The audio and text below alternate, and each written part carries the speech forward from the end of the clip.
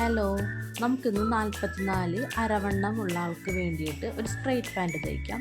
ആദ്യമേ തുണി ഇതുപോലെ വേരിയേഷൻ എല്ലാം സ്ട്രെയിറ്റായിട്ട് അടയാളപ്പെടുത്തി അവിടെ നിന്ന് 2 ഇഞ്ച് ഇലാസ്റ്റിക്കിനെ അടയാളപ്പെടുത്തി അവിടെ നിന്ന് താഴേക്ക് നമ്മുടെ പാൻറ്റിൻ്റെ ലെങ്ത് അടയാളപ്പെടുത്തുക. എനിക്കിപ്പോൾ 35 ലെങ്ത്താണ് പാൻറ്റിന് വേണ്ടത്. അത് ഇതുപോലെ ഞാൻ സ്ട്രെയിറ്റ് ലൈനിൽ അടയാളപ്പെടുത്തി അവിടെ നിന്ന് നമുക്ക് പാൻറ്റിൻ്റെ അടിഭാഗം മടക്കി തയ്ക്കാനായി ഞാനൊരു 4 ഇഞ്ച് ഇറക്കം വെക്കുന്നുണ്ട്. ഇതുപോലെ നമുക്ക് കറക്റ്റ് ചെയ്ത് വരച്ചെടുക്കാം. 44 അരവണ്ണത്തിൻ്റെ ഒപ്പം 10 ഇഞ്ച് ലൂസ് അഡീഷണലായി ആഡ് ചെയ്യുമ്പോൾ 54. നമുക്ക് അതിനും കുറച്ചും കൂടി എക്സ്ട്രാ 2 ഇഞ്ച് കൂടി ഞാൻ ആഡ് ചെയ്യുന്നുണ്ട്. കാരണം കസ്റ്റമറിന് കുറച്ച് അരവണ്ണമുണ്ട്, കാലുകൾക്ക് വണ്ണമുണ്ട്. ഞാനപ്പോൾ 14 എടുത്ത് ഇതുപോലെ 14 താഴേക്ക് ഡൗൺ ചെയ്ത് വരച്ച് അവിടെ നിന്ന് ക്രോച്ച് 2.5 ഇഞ്ച് ഇതുപോലെ സ്ട്രെയിറ്റായി അടയാളപ്പെടുത്തുക. അതിനുശേഷം നമുക്ക് ഇതുപോലെ അധികം കുഴിച്ച് വരയ്ക്കരുത്. കൈക്കുഴിക്കൊക്കെ വരയ്ക്കുന്നത് പോലെ അധികം കുഴിക്കാണ്ട് ഒരു കർവ് രൂപത്തിൽ വരച്ച് അവിടെ നിന്ന് താഴേക്ക് നമുക്ക് 7 ഇഞ്ച് അടിഭാഗം ലൂസ് ഇട്ട് 1.5 ഇഞ്ച് തയ്യൽ തൂക്കം കൊടുത്ത് ഇതുപോലെ അത് ക്രോച്ചിലേക്ക് വരച്ചെടുക്കാം. സ്ട്രെയിറ്റ് പാൻറ് ആയതുകൊണ്ട് കാൽമുട്ടിൻ്റെ വരെ സ്ട്രെയിറ്റ് കൊടുത്ത് അവിടെ നിന്ന് ക്രോച്ചിലേക്ക് ഇങ്ങനെ ഒരു ഷേപ്പിൽ വരച്ചെടുക്കാം.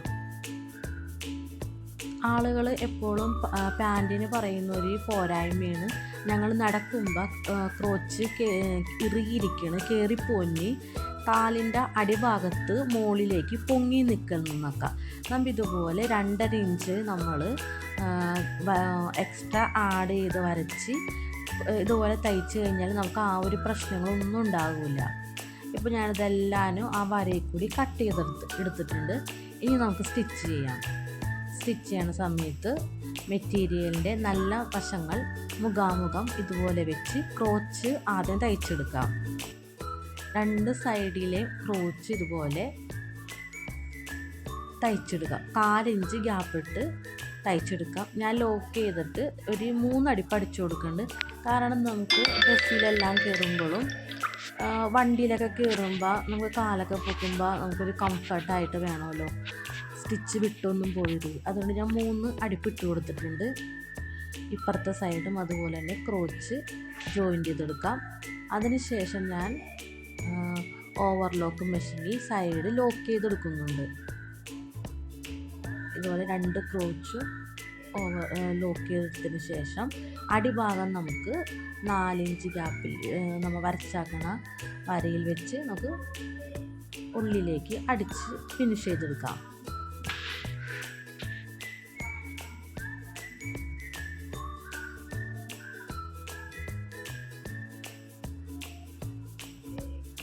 രണ്ട് കാലിന് അടിച്ചെടുത്തതിന് ശേഷം ഞാൻ വേരിയേഷൻ എന്തെങ്കിലും ഉണ്ടാകുന്ന നോക്കി. എനിക്ക് വേരിയേഷനൊന്നും ഇല്ലാണ്ട് നല്ല പക്കയായിട്ട് കിട്ടിയിട്ടുണ്ട്. ഇനി നമുക്ക് അടി ലൂസ് 7 കൊടുത്ത് ജോയിൻ്റ് ചെയ്യാം. ഈ സമയത്താണ് നമ്മളൊരു കാര്യം ശ്രദ്ധിക്കേണ്ടത്. താഴേന്ന് തുടങ്ങി ഇതുപോലെ ക്രോച്ചിലെത്തുമ്പോൾ ചരിച്ച് നിർത്തി സ്റ്റോപ്പ് ചെയ്യണം തയ്യൽ.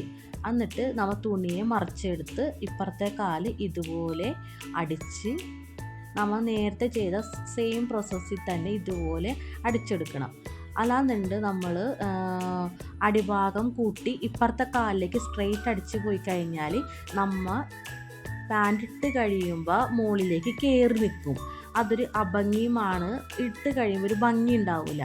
അപ്പോൾ നമ്മൾ ഇതുപോലെ തന്നെ തയ്ച്ചതുപോലെ തന്നെ ഓവർലോക്ക് ചെയ്യുമ്പോഴും അടിഭാഗത്തു നിന്ന് മുകളിലേക്ക് ഇതുപോലെ തയ്ച്ച് നമ്മുടെ ക്രോച്ച് എത്തുമ്പോൾ ചരിച്ച് അറ്റത്തേക്ക് കൊണ്ടുവന്ന് ഇതുപോലെ സ്റ്റോപ്പ് ചെയ്ത് നിർത്തണം. പിന്നെ തുണിയെ തിരിച്ചെടുത്തതിന് ശേഷം നമ്മൾ നേരത്തെ ചെയ്തതുപോലെ തന്നെ താഴെ നിന്നും മുകളിലേക്ക് ഇതുപോലെ അടിച്ചെടുക്കുക. അതിനുശേഷം ക്രോച്ചിൻ്റെ എത്തുമ്പോൾ ചരിച്ച് അറ്റത്തിട്ട് അടിച്ച് അത് ഫിനിഷ് ചെയ്ത് തീർക്കണം. ഒരിക്കലും നിങ്ങൾ ഒരു കാലടിച്ച് ഇപ്പുറത്തെ കാലിലേക്ക് ഫിനിഷ് ചെയ്ത് തീർക്കരുത്. അങ്ങനെ വരുമ്പോഴാണ് ഇത് നമ്മൾ ഇട്ട് കഴിയുമ്പോൾ മുകളിലേക്ക് പൊങ്ങി നിൽക്കുന്നത്. ഇനി ഞാൻ ഇലാസ്റ്റിക്കിന് വേണ്ടിയിട്ട് മടക്കി തയ്ച്ചെടുത്തിട്ടുണ്ട്. ഇലാസ്റ്റിക്കിൻ്റെ ഗ്യാപ്പിലേക്ക് ഇലാസ്റ്റിക് ഇട്ട് നമുക്കത് ഫിനിഷ് ചെയ്തെടുക്കാം.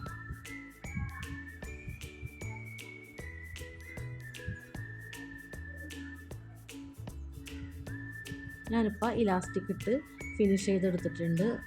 ഇനി നമുക്ക് സെൻറ്ററിൽ തുണി വലിച്ച് പിടിച്ച് ഇതുപോലെ ഇലാസ്റ്റിക്കും തുണിയും വലിച്ച് പിടിച്ച് നമുക്ക് സെൻറ്ററിലിട്ട് അടിച്ച് അത് ഫിനിഷ് ചെയ്തെടുക്കാം. ഇപ്പം എൻ്റെ പാൻറ് റെഡി ആയിട്ടുണ്ട്. ഇതിട്ട് കഴിഞ്ഞാൽ ക്രോച്ചിൻ്റെ പിടുത്തമോ നമ്മൾ നടക്കുമ്പോൾ കയറിപ്പോകലോ അങ്ങനെ ഒന്നും ഉണ്ടാവില്ല. ഒറ്റ കട്ടിങ്ങിൽ തന്നെ നമുക്ക് സിമ്പിളായി ചെയ്തെടുക്കാം.